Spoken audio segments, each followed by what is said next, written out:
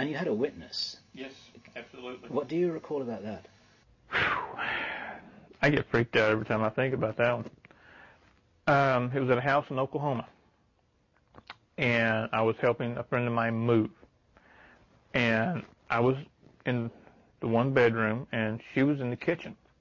For me to get from the bed to the front door would have entailed going down, cutting across, down, cutting across, very winding way.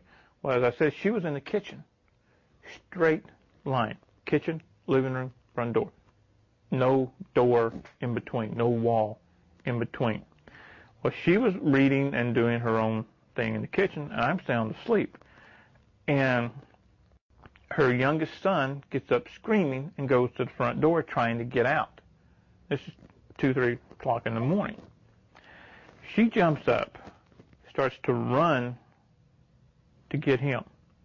I hear the scream, and I remember raising up on one shoulder, in the mind, seeing the kid, reaching toward the door, and I'm at the door. She said that I came through the wall in front of her, and all she could do was to stop and say, whoa. And I think, whatever I did, if I had froze inside that wall, that would have been fun. My grandfather, my mom's mom, was a full-blood Cherokee, and he gave me the name of Gray Feather. Gray Feather? Yeah. Uh-huh. And I asked him once, I said, Pops, what does Gray Feather mean? And he said, you're a tween man. And he had an accent, and I said, a what? He said, you walk between worlds. And this is before I knew anything about anything. I saw 9/11 2 weeks before it happened. I put it up on some bulletin boards on the net, was laughed at. I lived in Delaware at that time, right on the eastern shore, walking distance to the beach. I had a trip planned to Boston. A couple of days before the trip, because we were going to drive it, I get a phone call. And it's the metallic, digitized voice. It says, postpone your trip. 2-day window, plus or minus 1 day, wherever, here, or here. It's going to be something big happening in New York. You don't be caught in it. Now, have you had other premonitions that haven't come true yet? Yeah. I've seen this country almost split in half. I mean, physically split in half. Again, I lived in Delaware, and I just laid down, and it's one of those times where 1 minute I'm here, next minute I'm here, okay? And I'm looking down on the United States. This is before I knew about the super volcano and all this and that, but I saw that area all going up into Canada, coming all the way down into Mexico. The whole western part of the country split off from the rest of the United States. And what I'm seeing is like a river of fire coming all the way down. Wow. And did you have a timeline for that? Soon. Mm-hmm. Very soon. So are you making any plans for yourself and your family because of what you're dreaming or seeing? Yeah? Yeah. Uh-huh. Are you finding a safe place? There's really not going to be a safe place. The best preparedness that I know of is to be able to be mobile. Mm. There is no one safe place. Okay. I started to go public when I lived in Delaware, after an attempt was made on my life. So when was that, approximately? About 2002.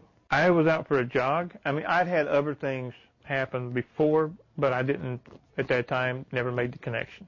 Okay? Now I make the connection. I was out for a jog, and it's in the wintertime, and I hear a motorcycle. Motorcycle. You ever been on the East Coast in the wintertime when the wind blows? It's frigid. I have, actually. And I'm out jogging, and I hear a motorcycle, and the ears go up hairs start standing up, one of those. So I go from a hard run just to a light jog, and I see the motorcycle. Solid black. No insignia, just solid black. 2 riders dressed in black. Black OPEC face mask. I'm going this way, they're coming this way. This thing is going so slow, I'm trying to understand how in the world it's staying up. And as it comes up to me, I'm running scenarios. Okay, I'm wearing ankle weights and wrist weights. Like, okay, I'm waiting to see a gun. So I'm thinking, this was coming off, this is going to throw, forward row, kick the back wheel, try to get an advantage. Just all this is playing out in my mind. The guy does open his coat, puts his hand in his coat. This is the rider. All I see are 2 fingers. Points them at me and goes like this. And goes back. And I'm thinking, okay, this is just a warning. Okay? And they slowly go on down the road, going towards Route 1 to go north. I didn't make it 10 steps. I had puke, bile, everything. I had to crawl home. I was sick for 3 days. I finally got to the doctor and said I had some kind of unknown viral infection. He did shoot me, just not with a gun. I think half the people who hear what I have to say look at it and say, what a lying stack of dung. This is so much BS. There is no way any of this could happen, et cetera, et cetera, et cetera.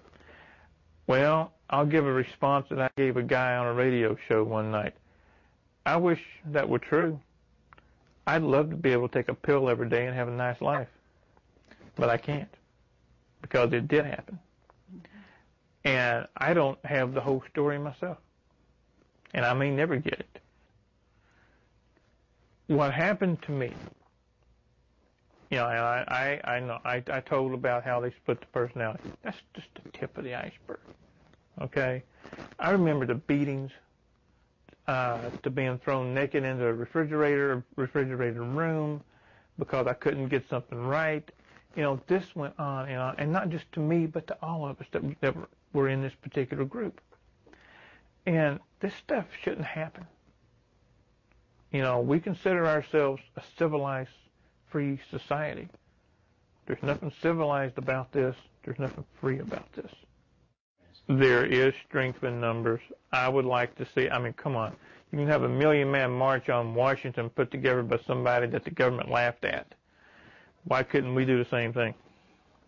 This stuff has got to stop. You know, people, and like I said, we're supposed to live in a civilized, free society. We don't. When they can walk in, take you as a child, turn you into a killer, and then use you, abuse you, and when they're done, throw you away.